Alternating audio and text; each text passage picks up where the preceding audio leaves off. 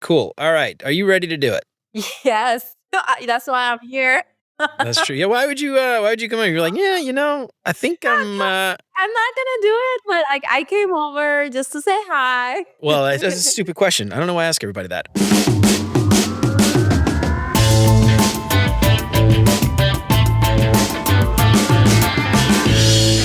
What's up, UX fam? How's your mom and them? Welcome to another episode of Beyond UX Design. I'm Jeremy. If you're new here, welcome. I am super stoked you're here.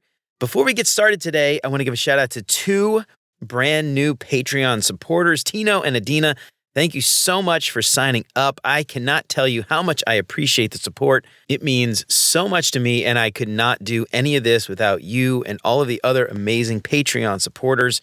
Tino and Adina, they are going to get access to episodes before they're even released, so they'll get a chance to watch all those videos on a super secret Patreon-only YouTube playlist.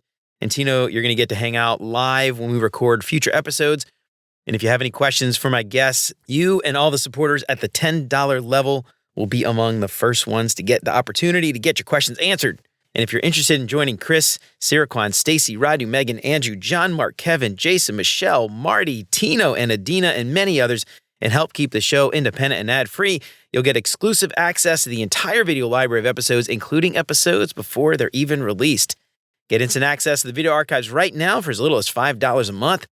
For more information on how you can support the show and help more people find out about what we're doing here, make sure to check out beyonduxdesign.com/support. Have you picked up your copy of Beyond UX Design, Master Your Craft Beyond Pixels and Prototypes in paperback yet? Unlock the secrets of UX success and learn all the things they didn't teach you in school. Get free shipping on all orders over $30 and use the code LISTENER to get 10% off your entire order. Head on over to beyonduxdesign.com/book to learn more. This week's episode is brought to you by Wix Studio.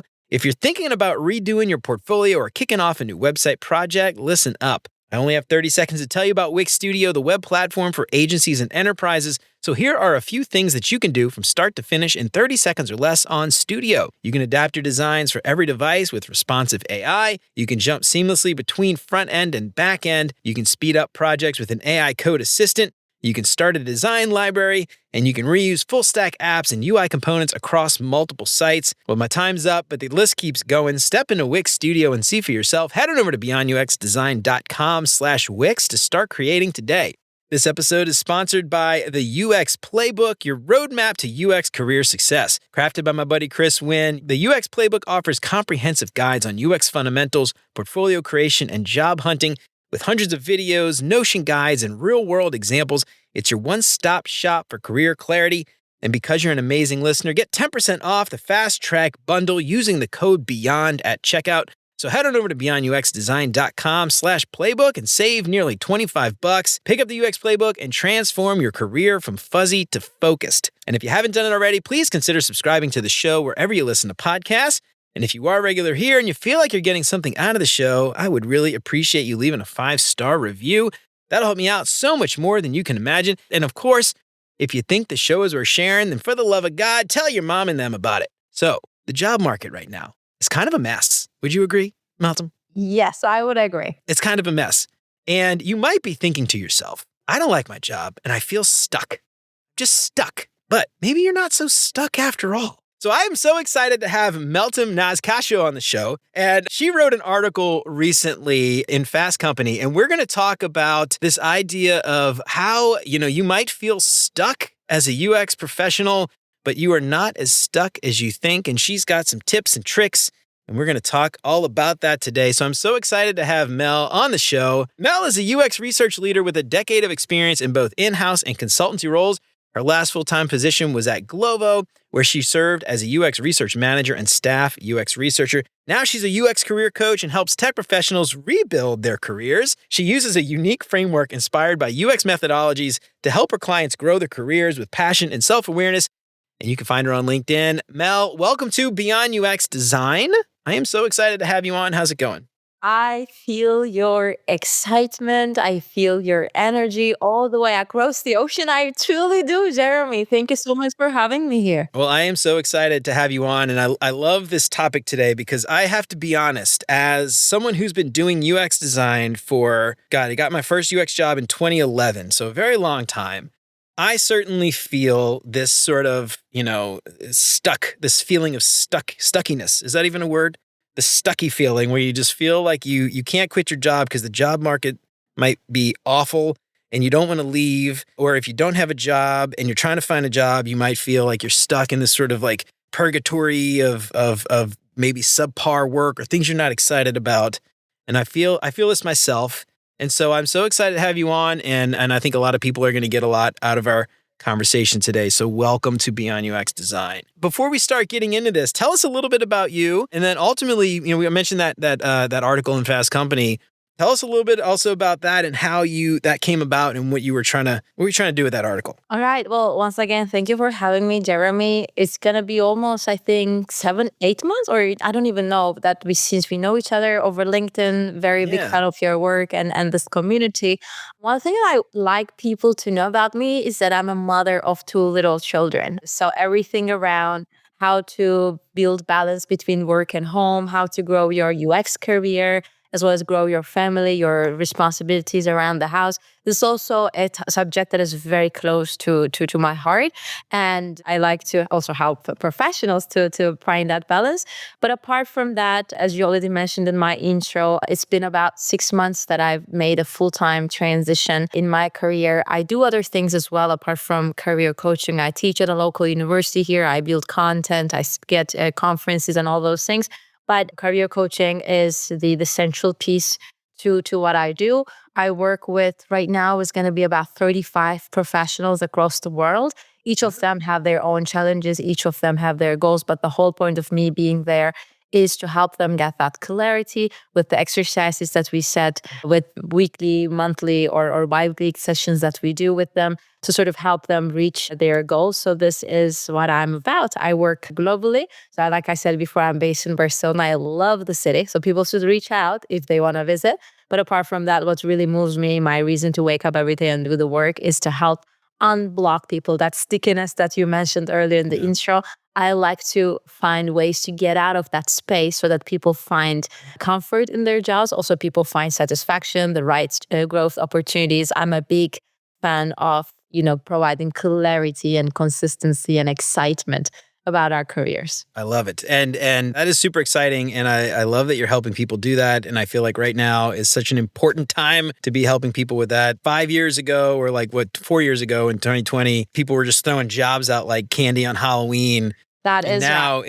it's not at all like that. It's sort of the complete opposite. And so they definitely feel it. You asked a subset of questions now about that article and why I wrote that and everything Yes. that went with it.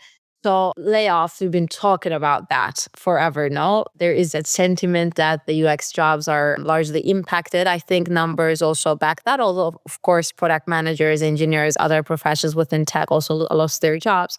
But I had a take on in that Spotify article that we're gonna discuss further in this session that it's really not about always as simple as these companies hire too many professionals and now they don't need as many and so they let go. I had figured, and the data that I looked at both quantitatively and quantitatively showcase within the context of UX researchers most in particular, that it's really not about that there might be an element of seasonality of our roles, meaning that an organization, a tech organization, won't always need the same number of design professionals, research professionals, whatnot. So accepting that our jobs have a seasonal element of them is actually an empowering thing because we can then more easily seek opportunities. We can already be more accepting of the fact that, hey, my job in this organization might not be for a decade.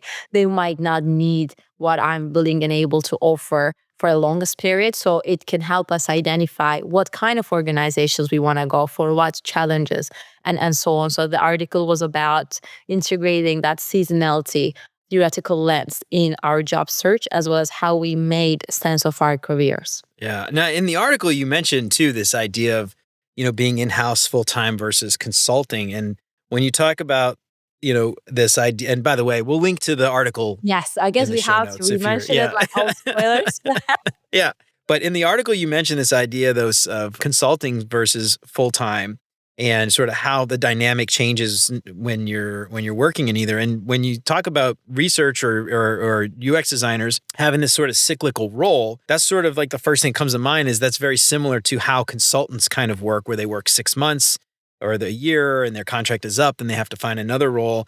And that is stressful for a lot of people full time. Like personally for me, one of the reasons why I always went full time was because I didn't want to have to deal with every 6 months or a year finding another job.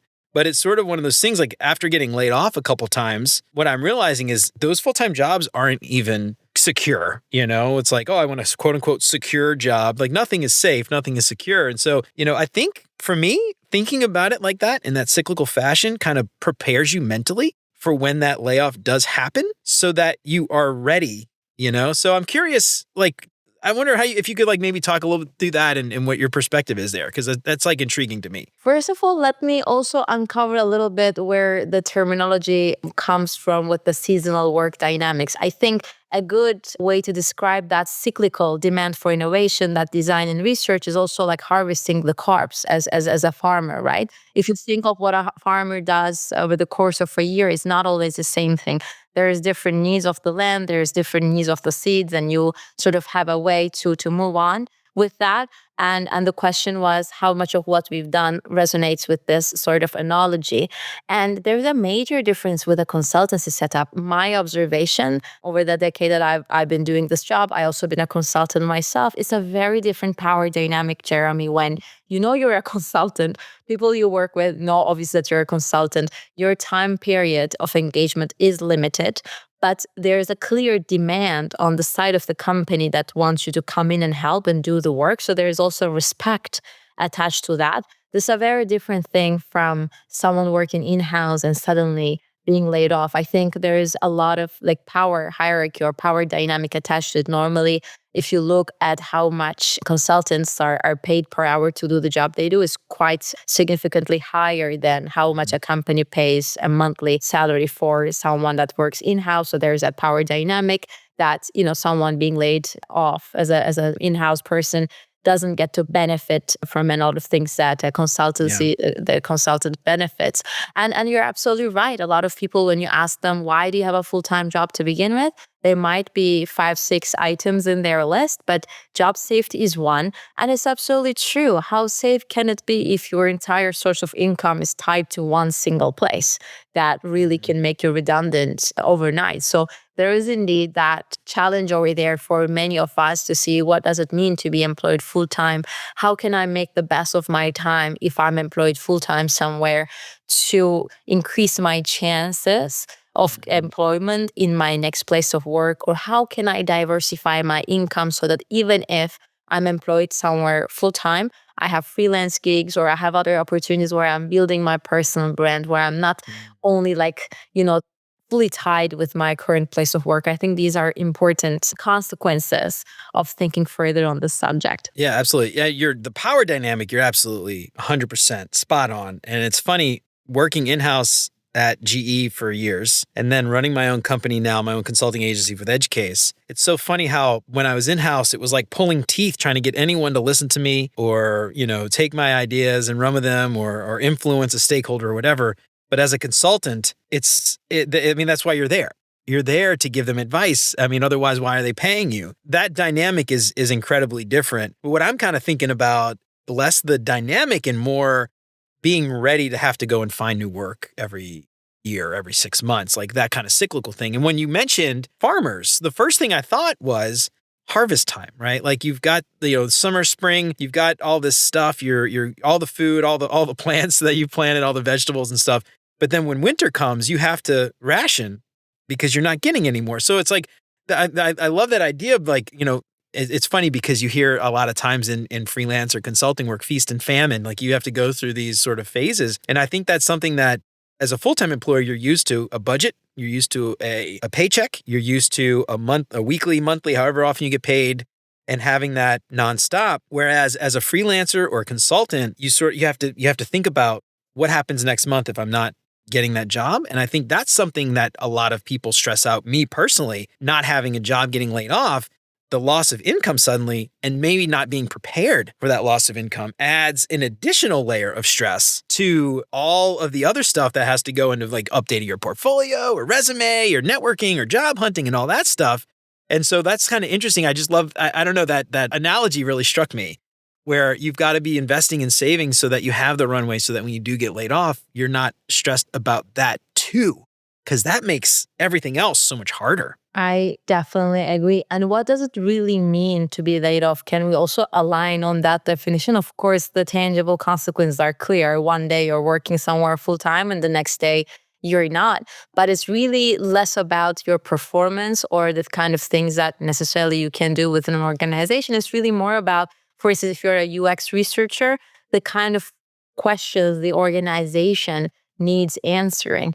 You wouldn't really need a staff UX researcher, for instance, if you don't need to do a foundational research to determine the strategy for the next 4 years of the organization, things like that. Maybe an intern or a junior person or a PM that can do a little bit of research, to give that example, no, will be enough for you. So really understanding that, okay, I might be a designer, I might be a UX writer, I might be a researcher, whoever, like all those different titles that we have within UX.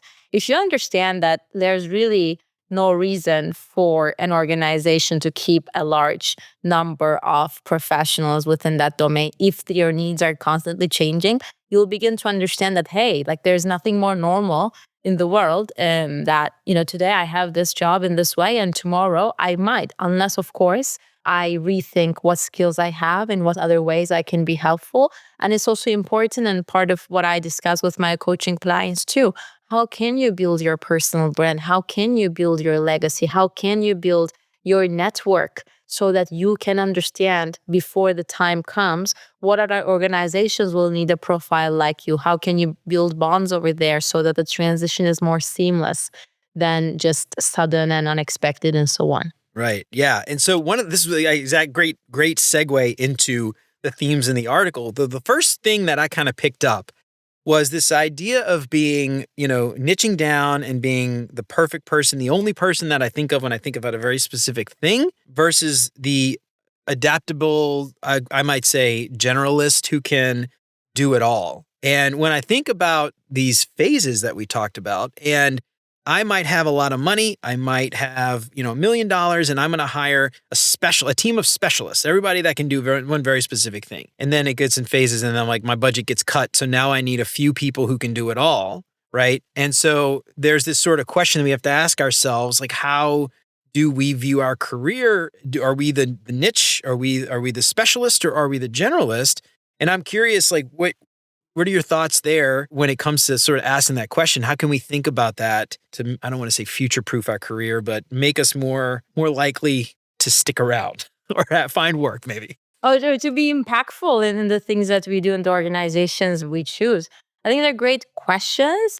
And one thing you didn't explicitly mention, but I'm sure you thought about it when you formulated this question, Jeremy, is the role of AI, no? Generative AI, and the things that we have thought like, okay, this is a very indispensable ability, like you code like a senior backend engineer. Hey, you know what? Today, maybe you don't need that person with that specific skill set. So my take will be that what you would describe as an adaptable contributor, someone that adapts, is going to be key. Of course, having your key skills, your experience and everything will matter. Of course, you'll have your niche, but just imagine among the people that will end up listening to this podcast recording, there'll be ones in smaller startups. There'll be ones in bigger corporations. There'll be ones that are more senior, more junior. There'll be ones across different sectors. There's going to be a lot of diversity. So really one way to make yourself indispensable, as you say, stick around, but I have more ambitions than just sticking around, but just like thriving and creating impact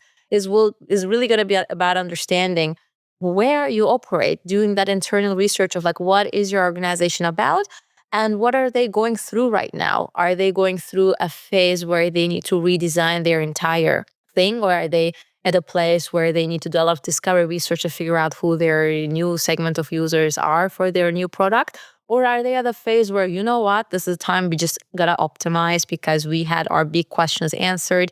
major design changes are delivered. So it's just like we need very low number of people just to maintain what we have. And when the time comes, we're going to, again, that cyclical innovation, no need major changes, that we're going to have this boost in hiring. So like you figuring out where you at and what the unique needs are in the very specific organization where you work, then you can figure out a narrative that can make you indispensable. Of course, part of that is going to be your skill set, your experience.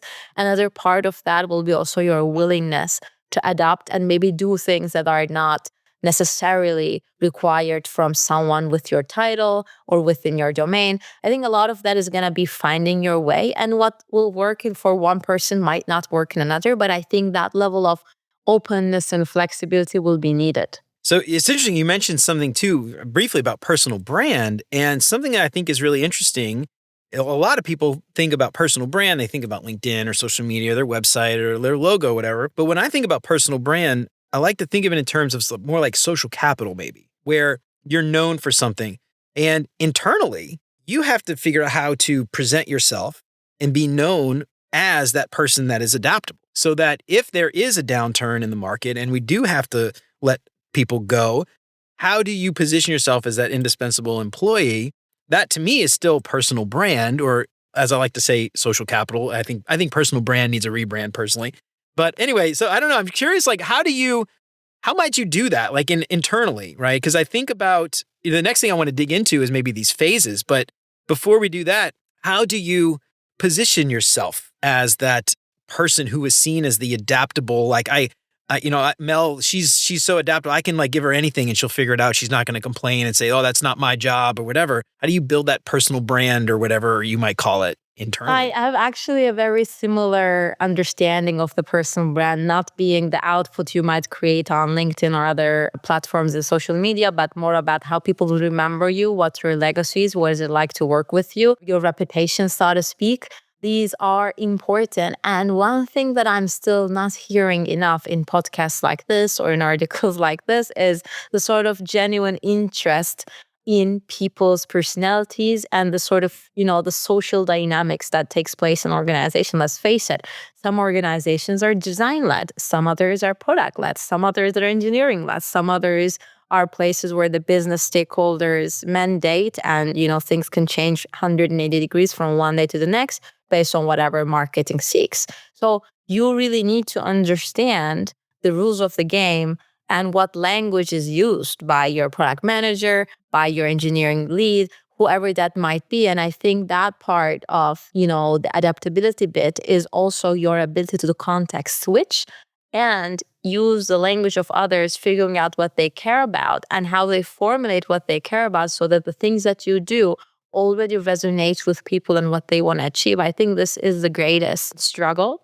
as well as something that is extremely important for us to be able to say, it's not like I only care about user needs and pain points and I'm designing for users, but I have the ability to translate what I do for the users in a way that my business stakeholders can identify and understand. I can speak that business language. I can, work towards those metrics and so on and so forth. I think that is important for that level of adaptability we're just describing. Yeah, absolutely. And this is something I say all the damn time. You cannot build great software without great relationships. And Oh, yeah. that is just so important.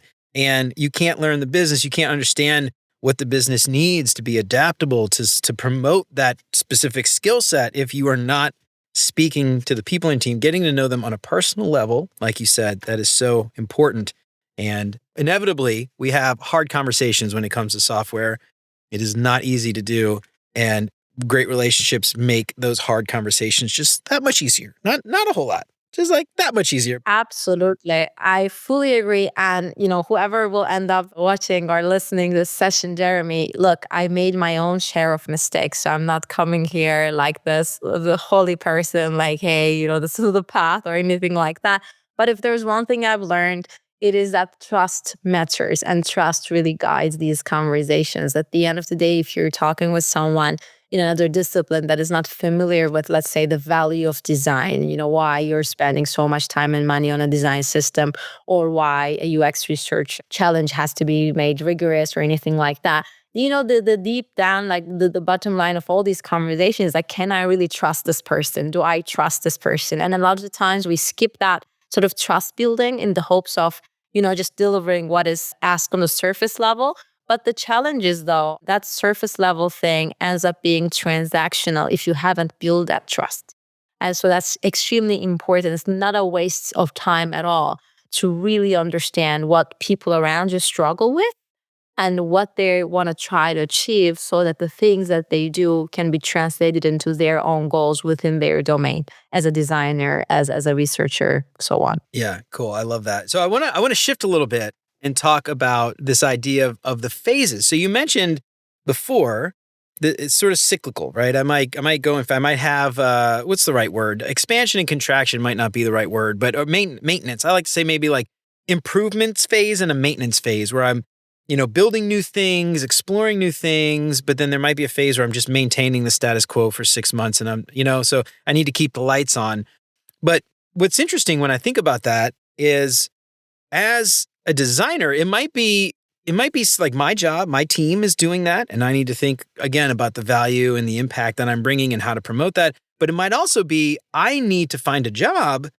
I might, and then the other interesting thing with this whole like cyclical thing is, we look at the layoffs and the job market at a macro level, and we see, X number of layoffs and all this stuff, and everybody's getting laid off. But really, we should, I think, be trying to look at this at a micro level, where some companies are laying people off, but other companies are actually growing. But these cyclical phases don't happen. It's not like every company goes in these same exact phases. They might take different time, might different lengths, might happen at different times. One might be growing, one might be, what did I say before? I can't remember the word, maintaining. So as someone looking for work, one of the things that you were kind of thinking about in this article, I think, was this idea of finding a company that might be interested in my skill set, and how do I promote that skill set to that company and what that company needs. So I'm wondering if you could sort of maybe talk about, like, as someone looking for work, how do I find out if that company is in that sort of expansion phase versus the maintenance phase? And how do I promote myself in a certain way to I guess, get that job or be the, I don't know, in the top 10, whatever? Jeremy, look, I'm gonna reveal my secrets, let's say, or the kind of things that I do with my career coaching clients, because some of the people I work with end up saying, oh my God, this is mind blowing. I never thought about reverse engineering my career that way, so on and so forth. So who knows? Maybe I help someone, maybe someone disagrees. I'm happy to hear that as well. But I am obsessed with people knowing their accomplishments. When you ask for someone's CV, they're just applying for jobs, like, hey, here's my CV, the level of awareness that an average UX professional has is to be able to say, I worked at this organization and then at this organization between this date and that date, and I did this, I did that, I did this, I did that. We need to change our mindset from having that chronological basic understanding of our accomplishments to the degree where we can say a template like thing where I've done this, I generated these results, which then triggered this value in the business that I operated. You need to really know what you're bringing to table, Jeremy, because if you don't, how can you make the point that you're the best candidate for the challenge? Because the only thing people will look for is this the right candidate? What's their track record, right? When there's so many people applying for the jobs, there's been waves and waves and waves of layoffs. It's not like what you described in 2020 or whatnot. Maybe there were just so many jobs around. There isn't many. So you need to start from within before you look into what organizations are going through, whether they're in the maintenance phase or whether they're in an innovative phase. You need to be like, okay, wait. Who am I, though, as a UX professional? What results I've delivered? Once again, what business value those results have generated. Because once you know that, those are going to be your capitals, let's say your social capital, your intellectual capital, what have you. And then you need to see with what job post, based on the job requirements and descriptions, there is a clear alignment. Because once you figure out, okay, what they are seeking is something that I can showcase in my experience, then that's great. That's a perfect match. Of course, there is a level of storytelling in here because the same accomplishment can be told in 20 different ways. I need to figure out what's the right way, the right language that can fit into that other organization. So it's really about starting from yourself and then seeing how that fits with the job descriptions and requirements, which should do a good job at telling you if that organization is going to seek more of a maintenance type of thing, innovation type of thing, what they're going through, if they're hiring in the first place. Of course, we're having this conversation because they're hiring. But just as a final note to answer that, my interpretation of your question is like many people, this whole job search thing after a layoff, or even without having experienced a layoff, Jeremy, it's more like, okay, there is a job post, let me apply. But ideally, you don't do that. Ideally, you have people that can root for you. They can leave a reference for you. They can apply internally on your behalf, that sort of thing. So that's the part about networking. That's the part about you're not applying blindly to organizations, but you actually can reach out to people that you already know, or you have people in common that can tell you a little bit what is it like inside, because no amount of marketing effort, no amount of branding efforts, news made public by an organization will really tell you what it's like inside. So you having a strong UX community where there's people across the world or across your location, they can tell you a little bit about what it's like to work there is really brilliant, so that there is a better chance that there's going to be a match. So that networking piece, that is something, it's so important, not to help you, I guess, because here's the thing this is my personal experience. I'm curious, like, what you think. I don't want to get free coaching, by the way. This is not what that's for. Yeah, that's what they say, Jared. I don't want anything for free. No, but when I think about networking, I'm curious, like, and you don't have to critique my thing, but I'm curious, like, what you might tell other people. But I got laid off in December, and before that, I felt like I was doing a great job of networking, going online, meeting a bunch of people and all this stuff. And, I use LinkedIn because where else are you going to go? But I met a ton of people. I did a bunch of what I would consider networking. And when I got laid off in December, I got a lot of support from people. Let me know what I need. Let me know what I can do to help, blah, blah, blah, all that stuff. And what I found, though, was like months later, it still hadn't really turned into a job offer from anybody. And it got to the point where I was like, well, I can't find a job. I'm going to make my own job. We started EdgeCase, which has worked out well, but maybe that was for the best. But I'm curious, though, networking and stuff, when people think about networking, they think about going on LinkedIn, posting or something, or they go on LinkedIn and like sending a bunch of connection requests. When you think about networking as it relates to like career transitions or finding work or just building that community, like you just use the word community, I think that's a great word. I'm curious, like, how do people do that? What are some tips or advice that you might give people who might have jobs, but be worried that they might lose their job, or people who don't have jobs looking for jobs? I know there's no magic bullet, but I'm just curious, like, what your thoughts are there. How do you approach that? Of course, I love that you're so transparent, Jeremy, sharing your vulnerabilities in a tough phase you went through. It takes a lot of courage to be able to do that.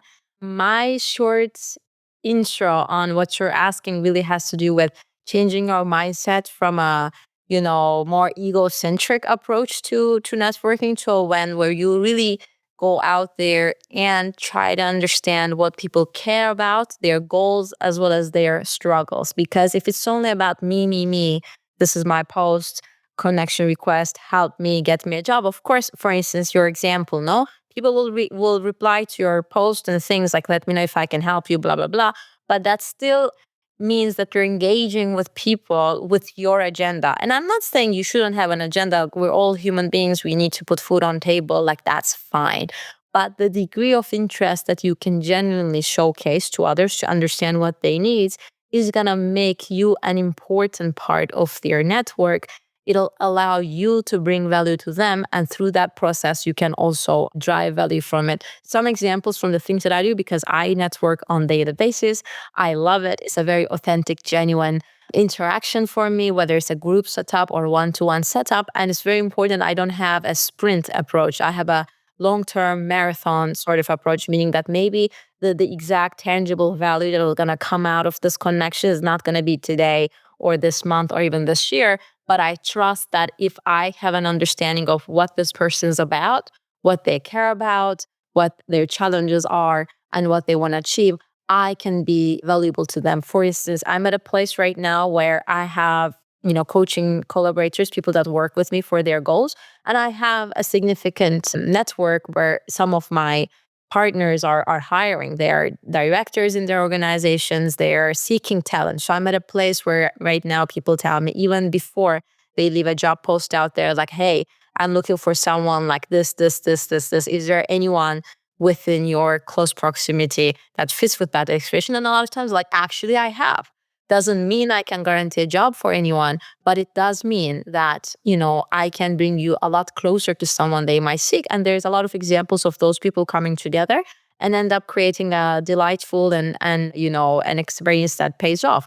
Or someone is looking for a speaker that talks about some accessibility topic in a conference, and actually have a large number of professionals that are deeply passionate about that. And like, boom, suddenly they have a meetup, there's that speaker.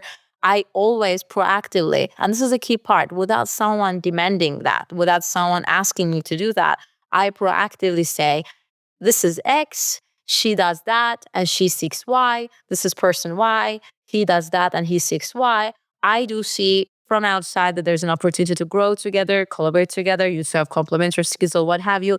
I provide value to them, and that adds to my capitals. Like, so it's constantly giving and giving and giving to build your legacy. And through that there comes a value. I mean, it is part of my, of course, efforts as a career coach to do these sort of things.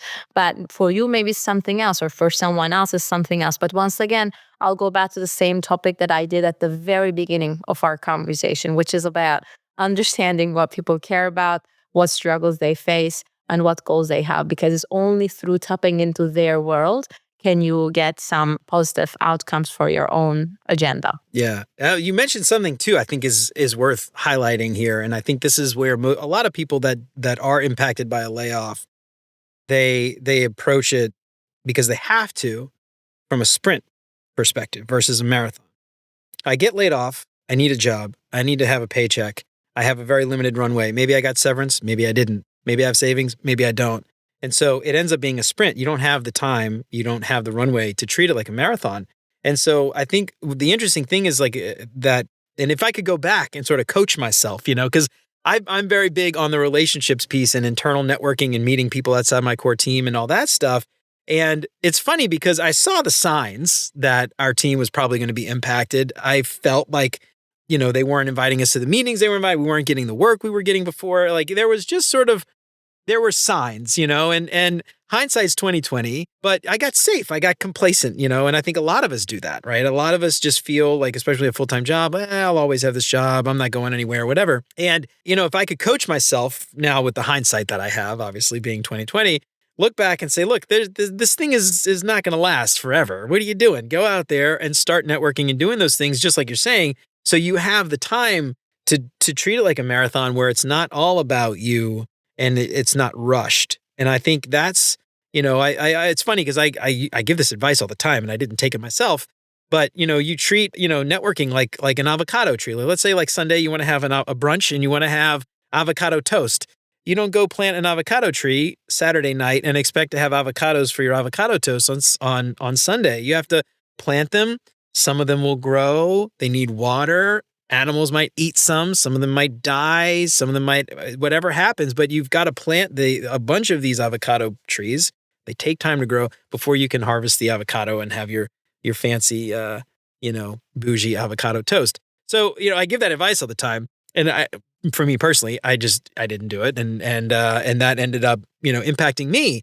The other thing that I think about, going back to what we talked about, this idea of organizational phases and adaptability, it's all tied together, right? But what I think about, and this is something that, and I'm curious what your thoughts are here, but in this case, I like to think of myself as like a generalist. I'm not a specialist. I don't think there's one thing I'm like really good at other than maybe just talking a lot. And I like to think that I'm very adaptable. I can do research. I can do visual design, identity. I used to do print advertising. Like I can do all that stuff. And when I think about this idea of layoffs, sometimes you'll have a team who decides who to keep and who to let go. But sometimes the entire team just gets cut. Doesn't matter how good you are. Doesn't matter how indispensable you are. They will just say that team and everybody that reports to that person, done. And that's what's happened to me twice, actually. So my entire office got shut down and everybody there got laid off. And then the second time, my entire team, even my manager, we all got laid off. And so, that idea of being adaptable, it's like you can read the room, but still like,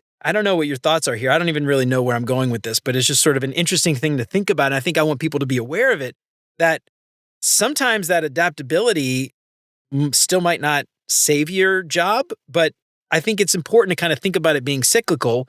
And at some point, that company will probably hire everybody again that, or those roles again to do that work because they realize they're going to need it. But for the next year, they just don't. We just need to keep the lights on. So anyway, I don't know. I'm just kind of curious, like, what your thoughts are there. I don't really have a question, but. No, I think there's something I can reflect on because a lot of what you said resonates with my experience as a UX career coach. Many people that come to me that say, they want to change their jobs in 6-8 months period.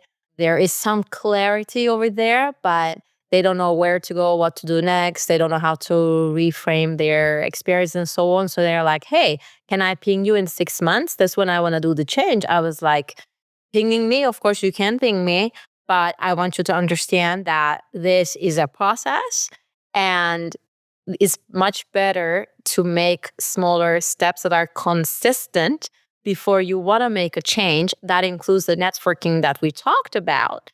That includes making the changes on your CV. That includes making your changes in portfolio and a lot of other things like, how can I rethink about my legacy, the results I delivered, the value I brought, and how can I think about what organizations to go to, what roles and phase and all those things. So it's just like, there is something very true about that. It's really not like running last minute, I gotta get a job tomorrow. Don't take it the wrong way. I'm a human being, I'm not a robot, right? I understand the urgency of having to pay the rent, take care of your kids and all those things. But really, that's the least desirable group of people I tend to work with in a sense that, of course, I help them with like making their CV the best way it can appear, mock interviews, applying the right way, trying to seek references. You can do that. Those referrals will help. But ideally, you start off from a place where you know you will change, but you're not in a hurry. You have your full-time salary, even if your job doesn't seem to be delivering great results at the moment, you still don't have to rush. Like in my own case, prior to transitioning to full-time UX career coaching, I had an entire year to experiment, build my content, build my partnerships, people I would work with, the courses I would launch, the conferences I would attend. I had an entire year, Jeremy, a 12 months period where I knew like, okay, content is a thing for me. It's always been coaching and mentorship, yes. Teaching, yes. Workshops, yes. Like all those things that I've been doing. How can I start a business where all those core talents and skills would be fundamental and what would be the dynamics among them? Who should I network with? Who should I meet? How can I, build my content online so that people would know me for the things that I want to deliver value, blah, blah, blah. So it's a lot better to do that as opposed to like, okay, now what, So being proactive, taking small, consistent steps towards the direction you want to go will always be helpful. And you're so right. When I say adaptability, it's not like at all costs, stay at your company. Your company is not the whole universe. There is moments where you want to be adaptable. Of course, that makes the most sense. And there's times where you simply need to cut your losses and you need to like define your boundaries and say, okay, this is as far as I'll go. But there, once again, I'll go back to saying what I always tell to my coaching collaborators, which is like, know your whys.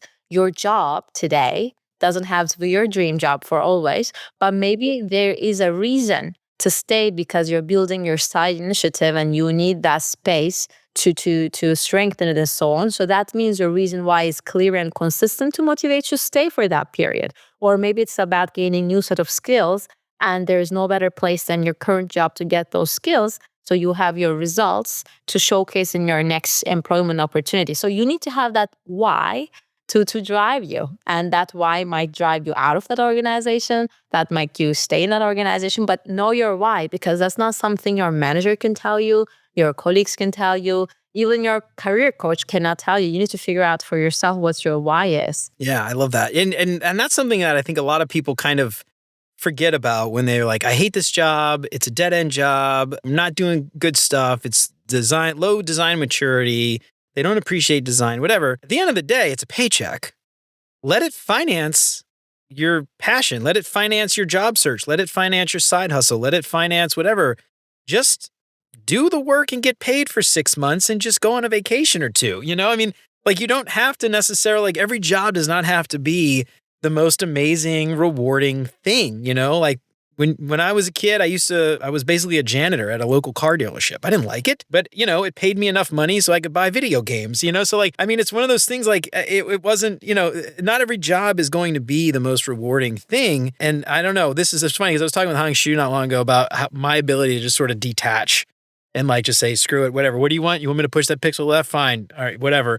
I don't care necessarily. There are a lot of people though that have to struggle with that, I think. And I don't know, like I don't know what to say to that, but there's so many people that just, for some reason, UX designers are very passionate though, right? UX professionals are very passionate. We care, we're very big on, you mentioned accessibility and solving problems for users, and we have empathy and, all this stuff, right? And so we get hung up on this idea, like, well, we're just pushing pixels around, blah, blah. I'm like, but it's a job. Like, and it's funny because like this could be cyclical too, right? Like maybe for a year, I just need a paycheck and I want to finance a vacation, or I just want great work-life balance and get off early and hang out with my family or do what I want. And then maybe that's not okay a year from now. Maybe I need to do something more meaningful for a little while. But like I don't know. It's sort of like interesting because like I think a lot of us, I love this. I'm just thinking more about this idea of treating your career in terms of like thinking of it in a cyclical way. And that applies to the companies you work for, but it could also apply to you. Oh, And absolutely. what you want. Maybe you want one thing and it's different a year from now. Yeah, definitely. That cyclical element will apply to the rhythm with which an organization will seek innovation, or they'll maintain, like you said, the lights on. But in your career, being vulnerable, just like you were, Jeremy, I'll tell an example in my case. For instance, if I'm able to build my business right now as a UX career coach, taking a huge risk because I don't have a paycheck the same way that I had in my full-time jobs beforehand. I get to do that because I have two little children, as I told you at the beginning of the session. So I've done everything that has to do with the paid maternity leave, unlimited holidays, all those things that were really, really helpful for me in the early years of childcare. So I get to do that. And that was a period where, of course, my job was intriguing. I really liked it, but I also knew that this is a time I will make no more, big risk. But, there comes a time where you can take risk, or there's times where your career can be extremely demanding, and there's times that it might not be. Once again, I'll go back to your reason why, and that to be holding true, because today the same reason might work. Maybe next day it doesn't, but you have to have that conversation with yourself. Absolutely.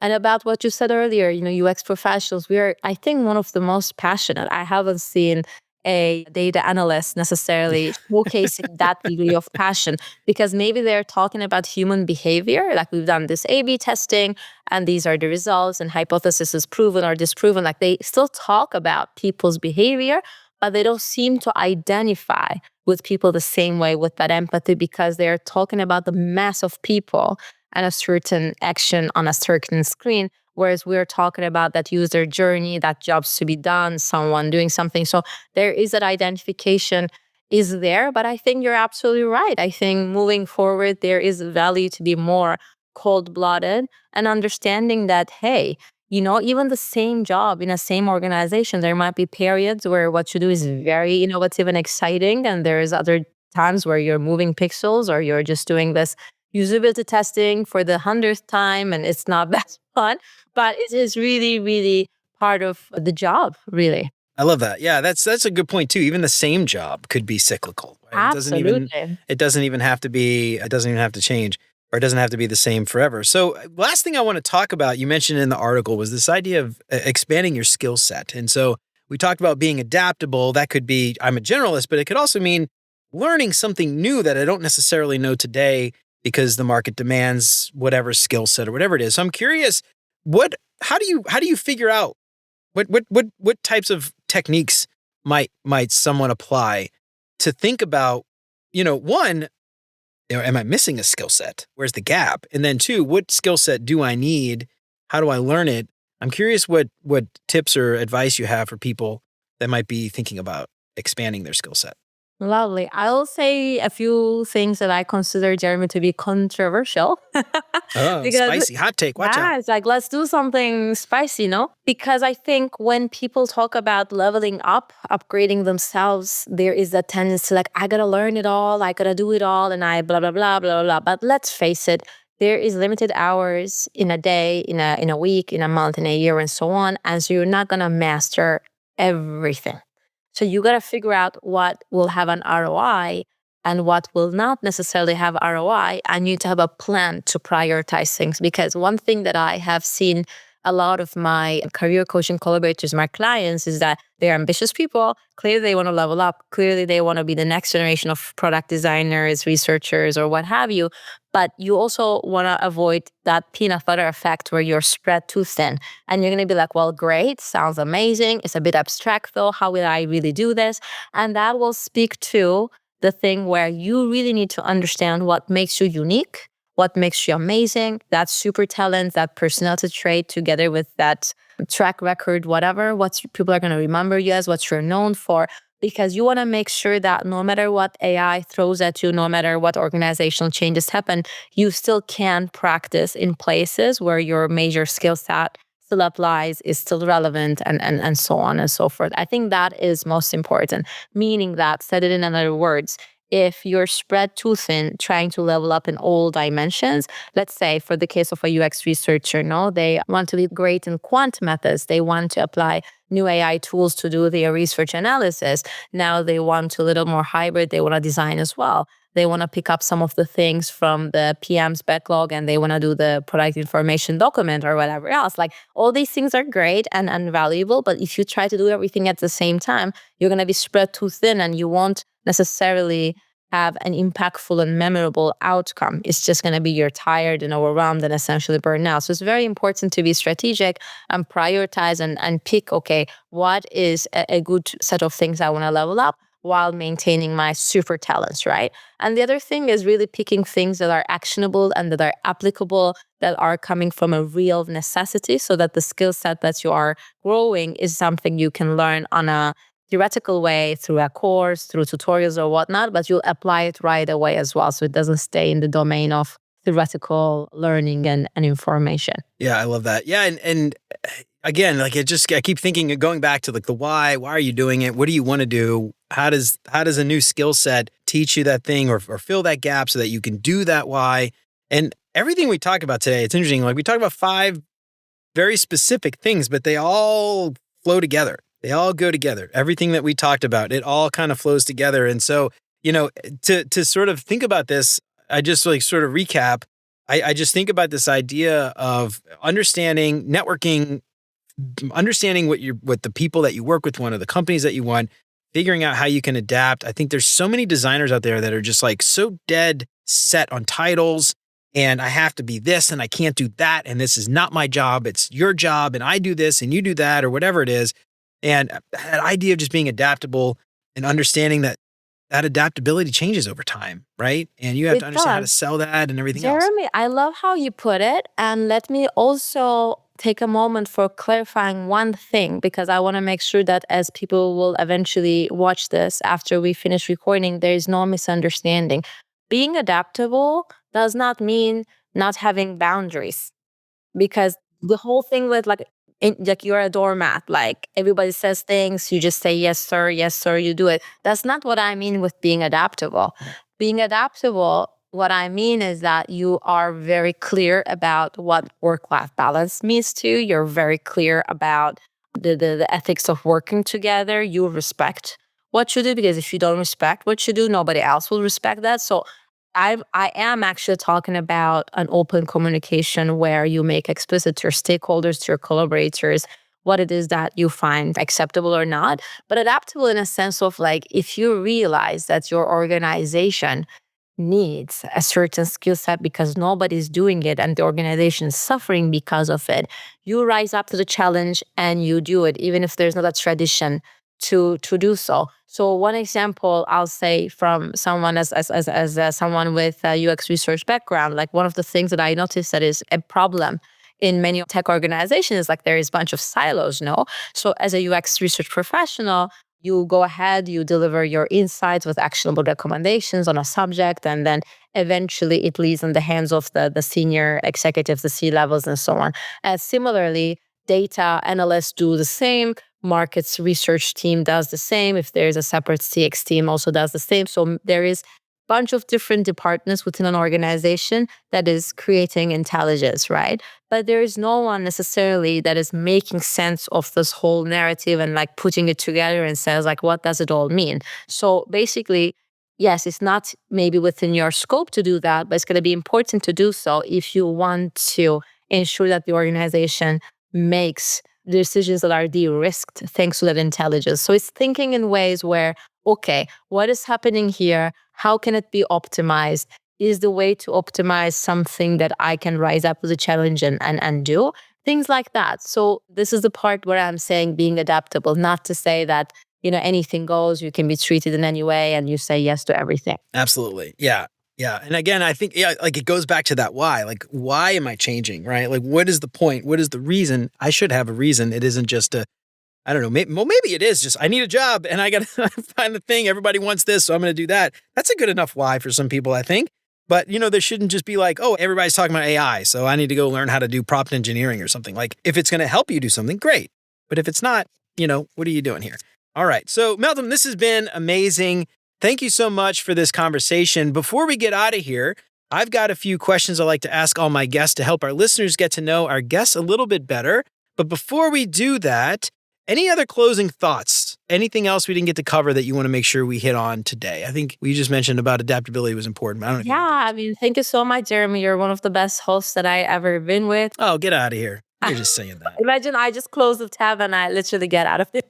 I bet you tell that to all the podcast hosts. No. But yeah, I'll just say that, hey, everyone is learning it by practicing it every day. There is something new that is emerging. So if you're one of the listeners of this podcast and you feel like there is more questions unanswered, then there is like clarity in one dimension, that is absolutely okay. I just want to make sure that, there is that sense of understanding in everyone that, hey, it's work in progress.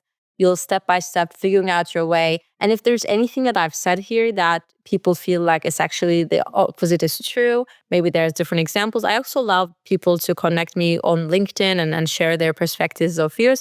So I'll just say it very explicitly that I'm super open to connections, whether or not people seek coaching. It's just for us to grow a community and continue to learn from each other. I love it. Yep. And we will include links to all that stuff in the show notes. And before we get out of here, I'll ask you to give yourself a plug one more time too. So you'll have ample time to write that URL down if you're listening.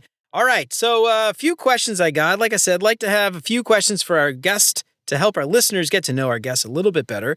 First thing that comes to your mind, you don't have to think too hard about it. First up, what is your favorite non-design book? Oh, that is a tough one because there's a lot. But over the last decades, I've been obsessed with Milan Kundera, and books like The Unbearable Lightness of Being had touched me in significant ways. So I'll say his books and most particularly the Unbearable Lightness of Living. Right on. I haven't heard of that one. Oh wow. You gotta buy it now. All right, buy it now. Hold on, real quick. Let me go. Just kidding. I'll do it after. All right. Yeah, to check it out. I love stuff like that. I assume it's more like philosophical, like I would say that like it's not this abstract philosophical book like Judith Butler talking about gender theory, but it is really great way to understand the characters, their lives in the most tangible, physical, daily human way. But in sharing that story arises significant questions of, what it means to be human, what it means to love, and what it means to bond across humans. And that sort of thing is always nice. I love it. Well, that actually fits. I mean, I know it's not a design book, but I think it sounds like at least UX designers, UX professionals, all that empathy. All that empathy is all going back to the empathy. There you go. It sounds like a good read for everybody. I love that. We'll send it to your product partners too. Maybe your product managers need to read that book. All right. Oh my God. What is your favorite non-design podcast? It's not going to be that sexy, but BBC News podcast. Oh, yeah. It's fun. Yeah, just because like we work a lot. There's a lot of things around the house. We're raising 2 kids. So I don't really have the time to look at what on earth is happening in this world. So it's good to sort of have that summary and like have, I don't know, a few minutes to really understand what's happening. Yeah, I like that. And I like BBC too as an American because I like getting the perspective of... Not Fox News. Oh God, Jesus Christ. Absolutely not. But yeah, I like the, like even CNN is biased in some ways, It is.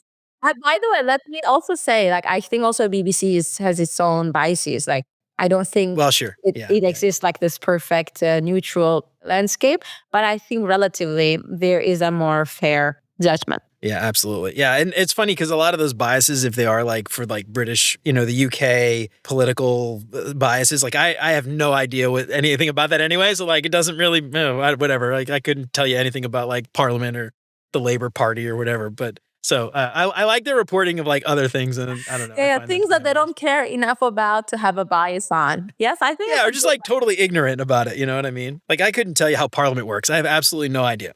That parliamentary systems are very confusing to me. A lot of yelling and screaming, a lot of random votes, and everybody gets to share stuff. It's very bizarre to me. I'm very used to the binary red or blue, Republican, Democrat thing. It's very weird. I agree. I know this podcast is not about that. We should definitely jump on another more friendly call to talk about this. But I also agree about the parliament. It's just like they are talking in a very weird way, yelling at each other at the same time. It's very theatrical. Although I know that this is my ignorance, I'm sure it makes sense. It's just that I don't have the capability. Like football, I know it's fun. I never understood penalty, and I guess I'll just never fully understand. Yeah, But they're I just know throwing it's me, cards though. out, Like, it's not red you, card. it's I'm like, me, what did you they know? do? I'm not saying American football, by the way. I'm saying European. American one is just pure fighting and physical violence to me. It's the gladiator match is basically what football is. This is like totally off topic again, but what I love is like Saturday Night Live. I think it's Saturday Night Live. I love it. Yeah. They've done like skits like as Parliament, like the UK Parliament, and they're just so funny. Like it's just like I don't know. It's like anyway, I don't know. Find it if you go Google it. They're pretty funny. All right, next one up. What is your favorite meal? Now, somebody of Turkish descent living in Spain, I imagine you've got quite a palate. What favorite meal? I will say that I've been lucky recently going to many Michelin star restaurants. Really? Okay. I know. I don't think I've ever been to a Michelin star restaurant. Oh, really? My 2-year-old has been to 10 plus Michelin restaurants. I will say no. Yeah, I know, right? That's awesome. I will come to Spain, both more affordable and amazing food options. I will disappoint you on that one, Jeremy. I mean, I don't have one favorite one. I love a lot of things, but having 2 little children and wanting us to all share an enjoyable meal, I really like pizza. I know it's like dude, I love pizza. Yeah, same with me. Spain or Turkey, whatever, but like a great pizza, beautiful ingredients. What can you ask for, right? It's simple, it's easy, it's joyful. Pizza. I love it. Yeah, we do every Friday. We do pizza. We do a pizza. Like we try to do a different Saturday pizza. Yeah, we do a different place, and it's great because like it's cheap. Generally, it's like $20, and we can all eat, and I get a beer and stuff. My wife and I will get a beer and some drinks. But yeah, my kids though, it's funny. I have one kid who refuses to eat pizza sauce, so he won't eat the tomato sauce, and then my other kid doesn't like the dough, doesn't eat the bread. They're just so weird. Like you make it as simple, like here, eat pizza, and still there's something. Like kids are some picky eaters. Yeah, and they're we're doing like American pizzas. I'm sure it's not like fancy European pizza. No, I'm talking about fancy European pizza with the. Oh yeah, I'm talking like American pizza with like pepperoni and all like greasy pepperoni pizza. Yeah, I know, I don't do that. Although I know some Americans are watching. No insults intended, but I mean like more refined. I mean, okay, I'll be very annoying here. But here in Barcelona, we have a pizza place. We can also leave the link. And it is one of the top best 5 in the whole world. In the world, yeah. Actual Italy, that includes anywhere else. Yeah. So I'm talking about very reasonable prices still, but spoil yourself. It is amazing quality pizza. Yeah. So what I love, this is like me. Maybe this is the American in me. I don't know. But I love just a really good pepperoni pizza with chicken wings and like an Italian salad with like, an American Italian salad with like, olive salad and like, I don't know, pepperoncini peppers and salami and provolone. It's just like not at all gourmet, but I love it. I don't know. We can still be friends. So we can still be friends. It's okay. I let my friends eat whatever they want. But the place I'm talking about is in Chample district of Barcelona. There is another one in Gracia district. It's Sartoria Panettieri. But I will leave the link for you. Right on. Okay. Just to clarify, I also love a really fancy like brick oven pizza. And my kids, so it's really funny. There's this brick oven pizza down the street from our house. It's really good. And actually it was like voted like one of the best in the state. And my kids hate it because they're like, oh, the crust is always burnt. Ugh, it's gross. I don't like it. And I'm like, you goddamn kids and your damn picky eating. So we can't go there because they complain about the pizza all the time. Anyway, so we do like the crappy American pepperoni pizza, which by the way, I love it with. Hold on, it gets better with like an ice cold Miller Lite. Like it's not even like a fancy craft beer. It's just like the most generic American thing in the world. I just love it. I don't know. There's just something about an ice cold Miller Lite with crappy pizza and chicken wings and an Italian salad. It just. One day if I visit you, you'll invite me for that, Jeremy. Do we have a deal? I will definitely do it. Yeah, and it's not even about the pizza. It's about the atmosphere. I get with it. the football, like American football playing in the background and all that stuff, video games and stuff, the arcade. Anyway, I love a good American pizza. All right, this one's gonna be funny too. I will see if you're as fancy with your vacation spot. What is your favorite vacation spot? I actually like to visit different places. We don't have the luxury to go to as many vacations as we want, so I like that to be an opportunity to explore a new place. I really do. So I don't think there is a fixed location, but I will still say though that just to be able to give you something tangible, Basque country in the northern side of Spain is amazing because when I say Spain, I guess people will close their eyes and they will think of the southern beaches, the atmosphere in the Valencian community in the south, blah, blah, blah. But I think the beaches in the north filled with green, fresh space and air and all those things is absolutely amazing. So I will think of someplace like San Sebastian. Oh, fancy. Yeah, I guess like northern Spain, you're getting more towards like, I don't know, like France and kind of that Riviera vibe versus like southern Spain, which is more like maybe Mediterranean. Well, I guess it's all Mediterranean. Absolutely. Like you go, yeah. I also get a very different vibe from France, so I find it hard to compare. But if you go to Basque country, you really say, this is not Spain. Like it is legally Spain. I don't want to make any like super controversial claims against the Spanish constitution. And then like the police comes and like takes me away and like it gets viral. Obviously, it's part of Spain. I'm not making any weird, unnecessary claims here, but it feels very different. And I think it's worth people to experience that. And I love every time I'm in San Sebastian. I love it. Right on. And I'm actually looking at a map now. I said the Mediterranean. That's the opposite side of Spain. It's actually, I guess, what is that? Is that, that's not the English Channel. I guess that's the Atlantic. Yeah, that's the Atlantic. That's actually the ocean vibe. That's why it's much colder, much windier. The waves are massive. It's actually an ocean. Like it has nothing to do with the Mediterranean vibe. Definitely. Right on. All right, cool. Yeah, I don't want to get you in trouble with the best stuff I've heard. Like I keep up with the BBC. I get international news. I heard about that stuff. Yeah, I know. I see that. You know some things. You have a know some things. But yeah, minus the pizza. All right. Last one. What is your favorite design tool that is not Figma? I'll tell you something that is my design tool, even when I consider Figma, is Canva. I'm a big, big Canva fan.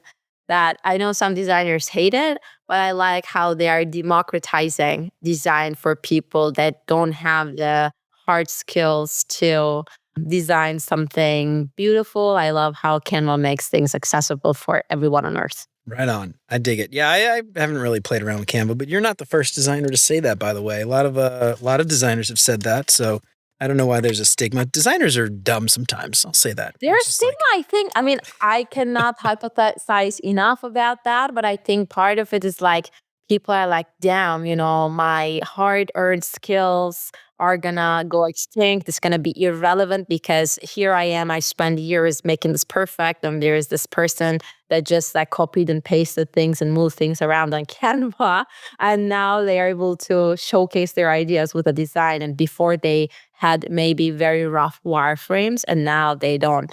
But I think it also goes on to say that designers need to become more strategic to hold on to their power. Is not going to be those hard skills that used to have their exclusivity. It's not going to be like that anymore.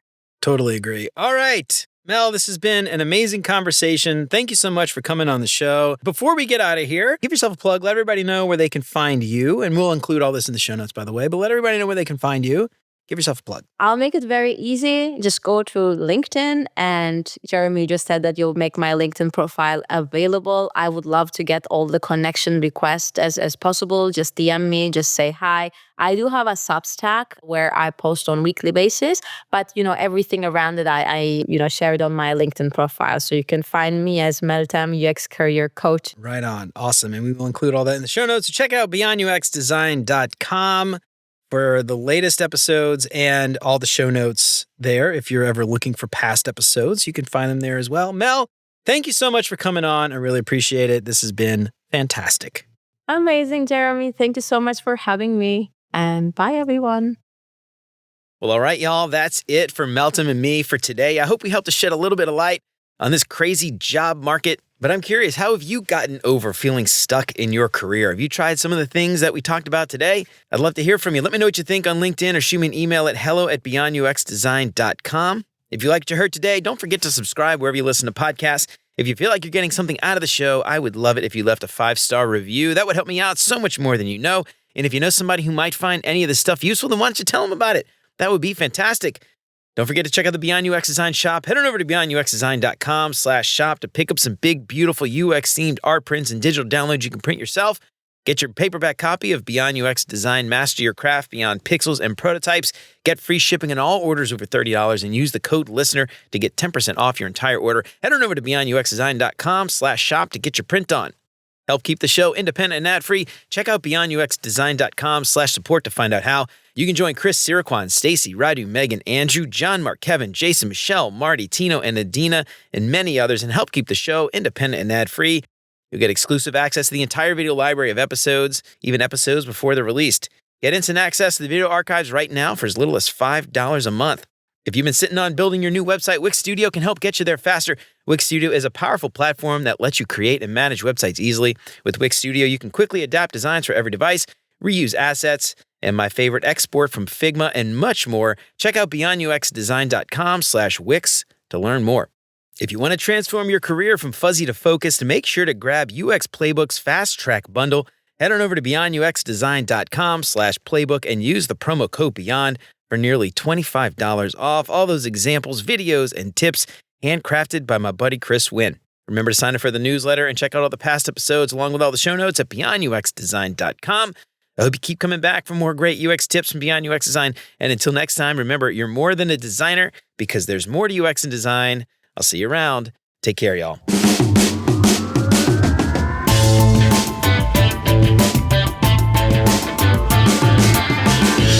You know what's funny? I don't think I've ever actually seen an avocado tree in real life, or maybe I've seen a picture, but I don't think I've ever actually seen it. It doesn't matter. You can speak about it in a convincing way. It's a metaphor.